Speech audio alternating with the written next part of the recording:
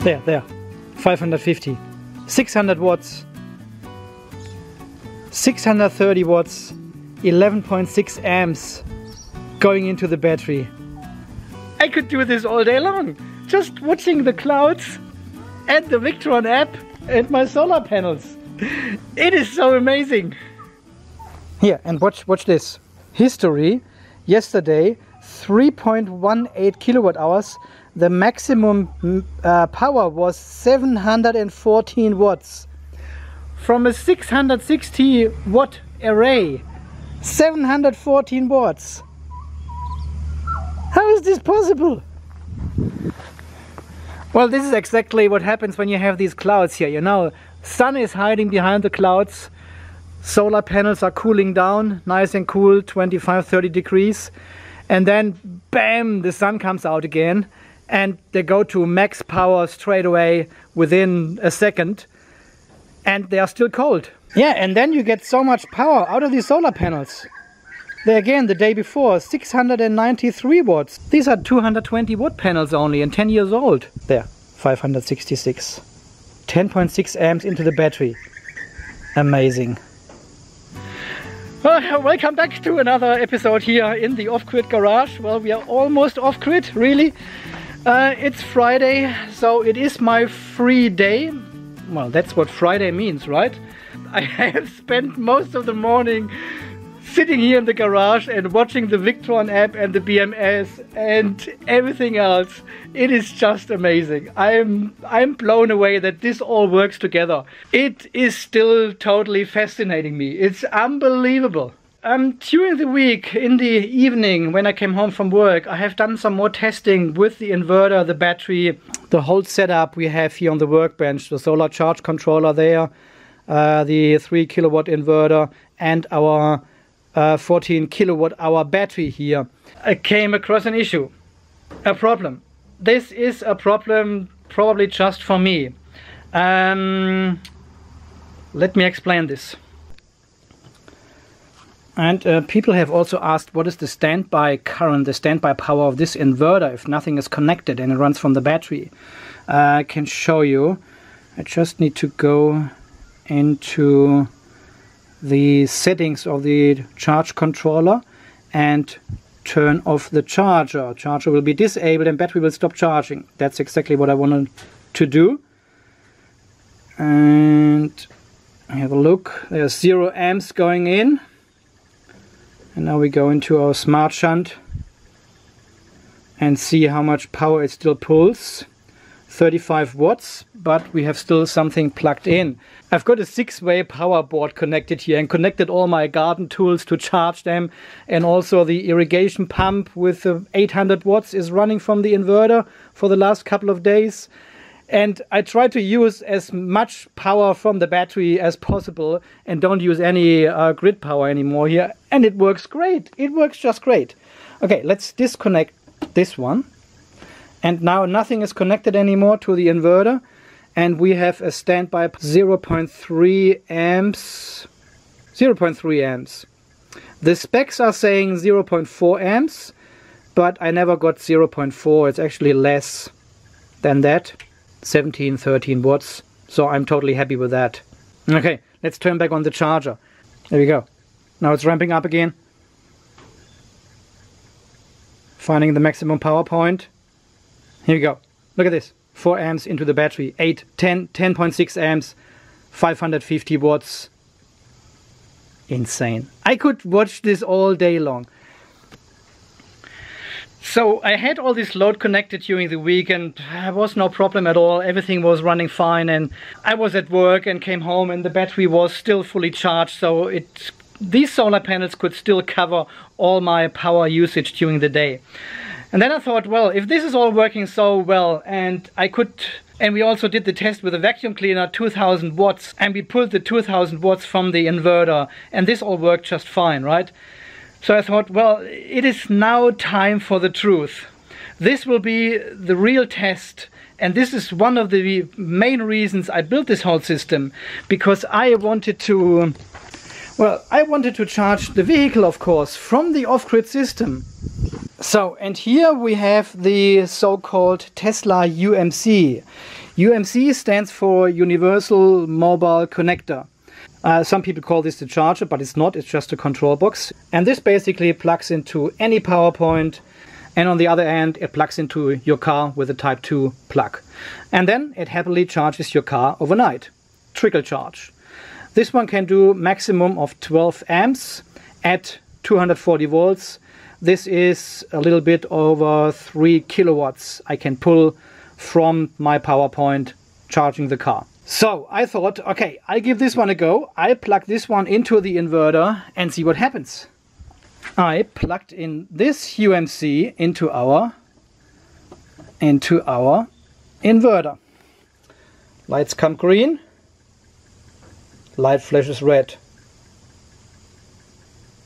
Light is flashing red. Twice. That's an error code, right?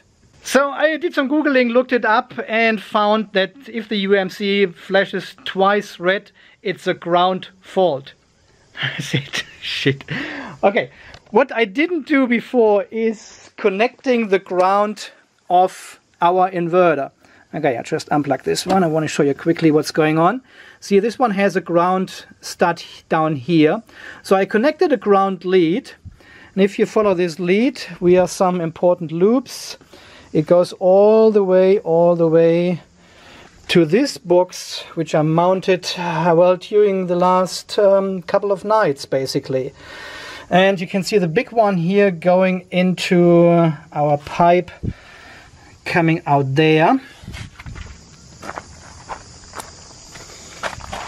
And there's our yellow cable again, and it goes here to our earth or ground rod. So this is a copper rod which is driven into the ground when they built the garage here. And this is also the connection for my meter box here, which is on the outside of the off-grid garage. And down there, this is the rod. So I connected the second earth cable directly to the earth rod or ground rod, whatever you want to call it. And then I came up with this idea. I said, well, we've got so many points to earth, you know. There's an earth point in here, earth point. We need to earth this one. There's another ground connection. And the Victron charge controller has got a ground screw here as well. And of course we have to ground our solar panel systems here as well. So there are a lot of cables coming into the garage here, and they all need to be connected to this earth rod.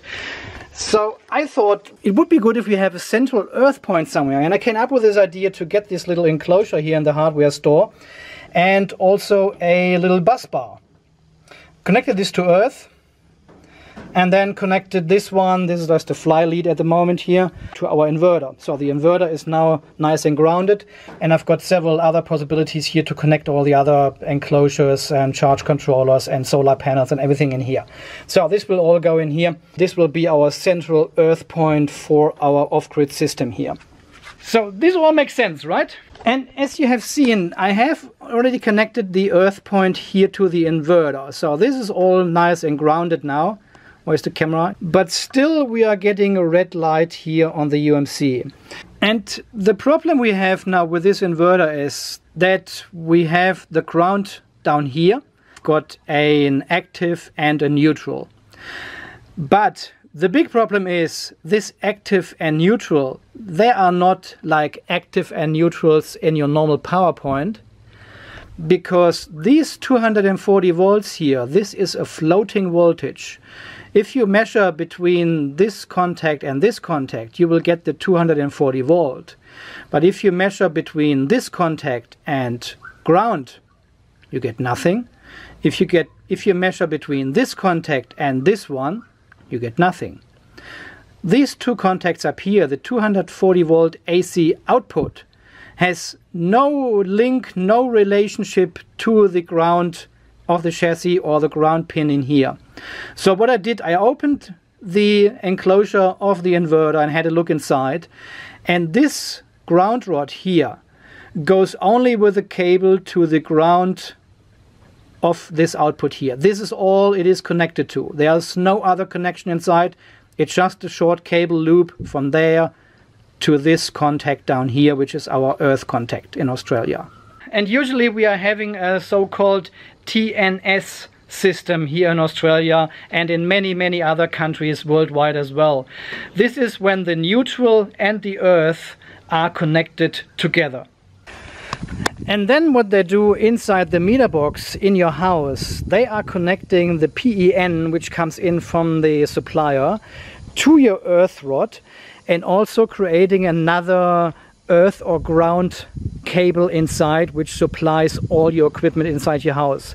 That's why you have 3 cables in your supply cables of all your equipment. You know, if you have a toaster or a coffee machine, there are 3 cables in there: active, neutral and earth. And this is the so-called MEN link inside the meter box. And as per regulations in most of the countries worldwide, there's only one central point where this MEN link has to be, and this is usually inside your meter box. This is the connection between earth or ground and the neutral. So this is the normal installation you have in your house, you know, when you get power from your external supplier. But of course we don't have this anymore. We have a generator here which generates 240 volts between these 2 contacts, but they don't have any relationship to ground. And this is exactly what the Tesla UMC measures. And because it cannot detect the connection between the neutral and the earth, it turns red and says, well, there's a ground fault. Something is not right with your installation. It's unsafe to use. So in case of a problem inside the car and you would have one of the actives touching the chassis of the car, there would be no safety because this MEN link is missing in our installation. The battery inverter does not have an MEN link, there's no connection.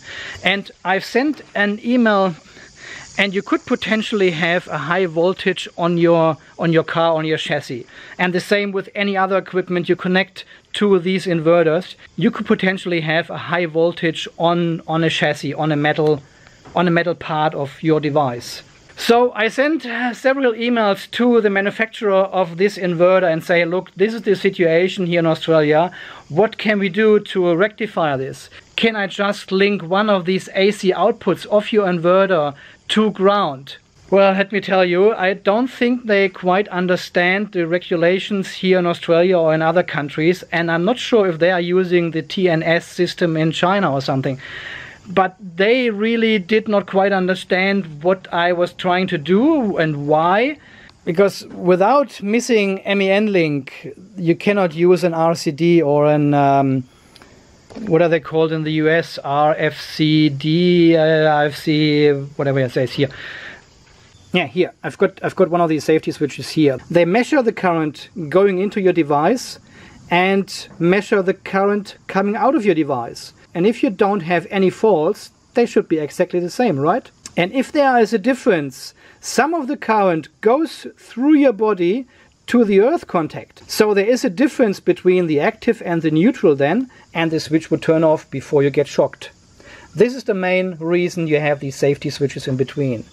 But in this case of the inverter, there is no link between neutral and earth. So I've asked the manufacturer if I can just connect one of the AC cables to earth and create an MEN link for this generator here. And they said they don't know if this would work and they don't know what will happen, and they didn't want to quite go down this path. Let me tell you that. Because I think they didn't understand what I actually mean and what this all is about. So for the last 2 nights I was measuring and testing and confirming some voltages here, and I was in contact with some of the guys here at the do-it-yourself solar forum as well. So after a lot of testing and a lot of brave experiments I did here with the inverter, I finally was ready to connect a cable to one of these terminals here of the AC output and use a crocodile or alligator clip and connected this to earth. So this is just a short thin cable from one of the outputs to earth, and see what happens. Nothing. I can still touch the ground. I'm not getting shocked. If I would touch the other one now, the other terminal, I would get shocked, because then we've got the 240 volt in between. But I've got now an MAN link created. I've connected this AC output with the ground with this cable. So, and well, what can I say? Here comes the Tesla again. We plug it in, self-test, and look at this, it stays green.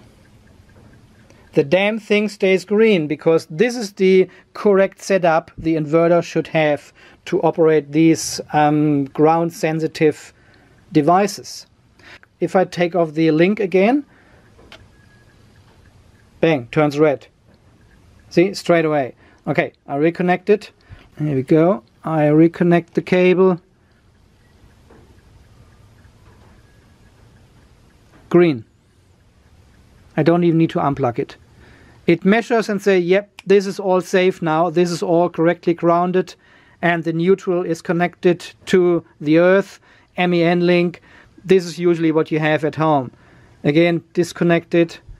And it turns off straight away. It says, no, there's a fault. It will stop charging as well at the same time, or you cannot even start charging now. I reconnect the cable again, and it measures, turns green, ready to charge. So here comes the big thing now. We are still having our multimeter here connected to earth, and I'm now measuring here to solar positive, and we have now 70 volts on AC on the battery side, and I can measure all the other ones as well, and we always have these 70 volts AC on these terminals now.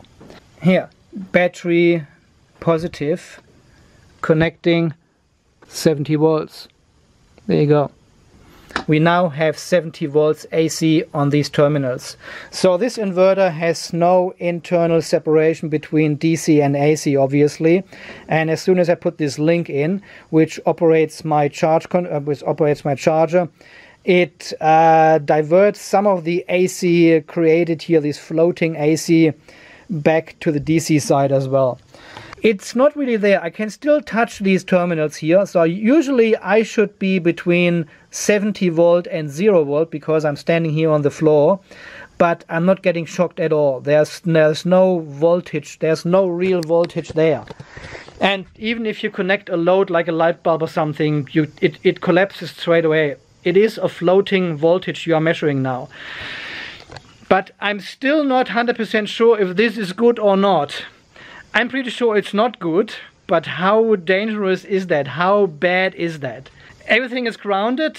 The neutral is now connected to the earth. This is our MAN link.